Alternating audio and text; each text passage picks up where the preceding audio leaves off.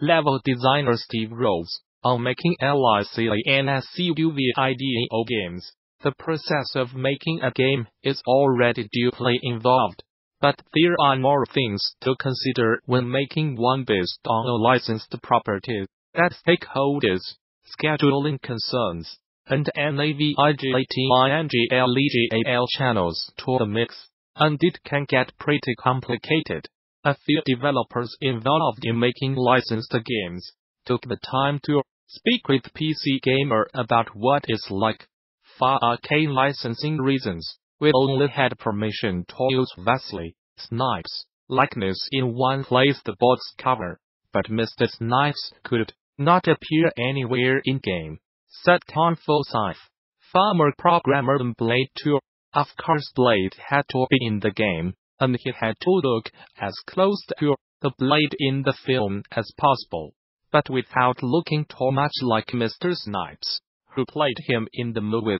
No, this did not make any sense to anybody else either, so the artists were driven mad sending both concept and in-game art to the publisher.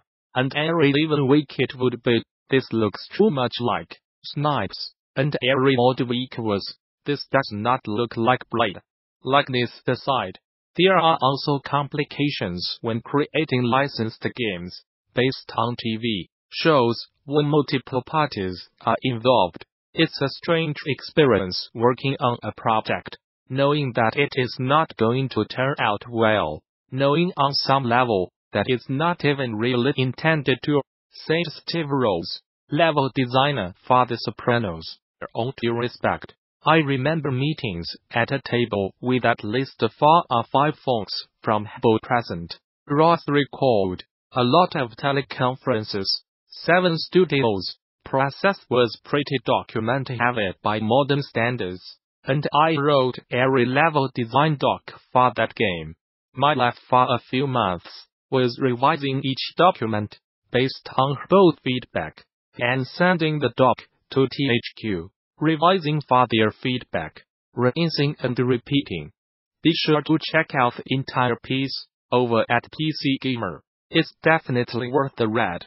Roughly 4 years after announcing its inaugural $5 million Unreal Dev Grants program, the team at Epic has announced a $100 million successor, the Epic Mega Grants Initiative.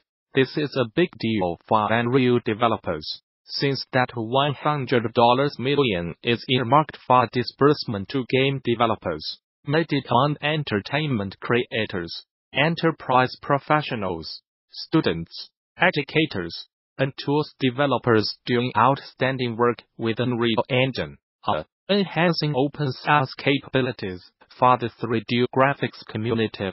It's going live right as Epic finishes up paying out the last of that initial $5 million in dev grants, and Epic says it will distribute this new $100 million fund in allotments of $5,000 to $500,000 to creators without any expectation of its ownership. Publishing rights applications are now open and will be evaluated on an ongoing basis. So interested that you're encouraged to apply through the Epic Media Array and TSWBSIT. Helsinki-based developer Hipfire Games has raised an additional $205 in funds for its debut mobile game, Fatal Space. As Pocket Gamer Biz reports, the funding came from Sisubane Ventures, Business Finland, and for undisclosed game industry angel investors. Details of the investment were not disclosed. CEO of Hipfire Games, Antis Ortanen tells Pocket Gamer, this investment will give the studio enough financial support for the next 9 to 12 months as it prepares to launch its first title. Fatal Space is a multiplayer VR mobile game, based on delivering packages across the galaxy, and will support cross-platform capability. Hipfire's long-term focus is firmly on creating a diverse portfolio of multiplayer games and refining our technology that will easily allow players with different types of devices to join game sessions of players using high-end or standalone VR devices. Says Artinom. The developer has also been financially backed by Techstars and Nordic Excel startups in the past. The 2019 Game Developer Conference and CES just weeks away, and today organizers are excited to give you a sneak peek at the games you can play during the show in the DD 2019 Day of the Devs Showcase. Every year this showcase serves up a cornucopia of GAMES, some of the industry's most interesting and talented creators. And every only attending GD, which runs from March 18th through the 22nd this year, has encouraged to drop by, play some games and perhaps chat with their creators. It's a great opportunity to catch your breath and check out some cool games amid the hustle and bustle of the conference. Plus, it's often a great place to simulate playable versions of some of the most exciting indie games around, like Spelunky 2 and the SAMURAI Bantour, as well as some unannounced projects. Without further ado, here's a list of some of the games and devs that will take part in Day of the Devs at DD 2019. An unannounced title Double Fine Productions, playable Lonely Wednesday Friday, After Party from Night School Studio, Atomic Crops from Bird Games, Casual from Sunhead, Consume Me from Genegy Offshot, and AP Ampson, Inmost from Hidden Layer Games, Jenny Lacklu Detective from McGraw-Hill, playable Lonely Monday Tuesday, Samurai Gun Tour from Boat Life, Sloppy Forgeries from John Warren, Spelunky 2 from Mossmouth Blitworks, Totally Accurate Battle Simulator from Landfall Games, Void Busters from Blue Mantle, playable Lonely Wednesday Friday, Wood and Nickel from Brain, from Dyed Good Fabric. All games marked with will be playable for the first time at this showcase, so set aside some time to swing by and check them out. Do you arrive at GDC 2019, which takes place March 18th through the 22nd at the newly renovated Moscone Center in San Francisco.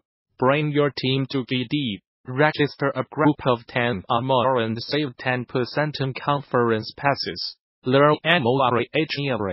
For more details on GDC 2019, visit the show's official website, or subscribe to regular updates via Facebook, Twitter, or Gamasutra and GD are sibling organizations under parent company Informa.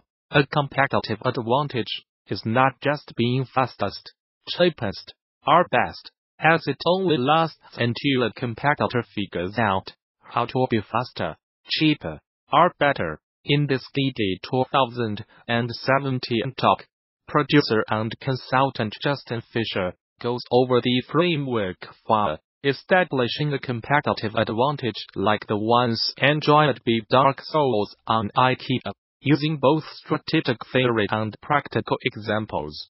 Fisher discusses how developers can tailor their design choices to make target audiences more profitable and success harder to imitate. It was an insightful talk that's definitely still worth watching, so developers should not miss the opportunity to do so now that it's freely available on the official GD YouTube channel. In addition to this presentation, THEGDC Vault and its accompanying YouTube channel offers numerous other free videos, audio recordings, and slides from many of the recent Game Developers Conference events. And the service offers even more members-only content for DD Vault subscribers.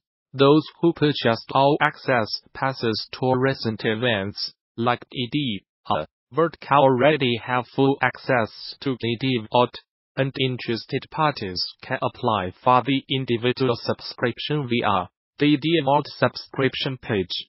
Group subscriptions are also available. game-related schools and development studios who sign up for Development Studio subscriptions can receive access via their entire office or company by contacting staff via the HGGDC Vault Group subscription page.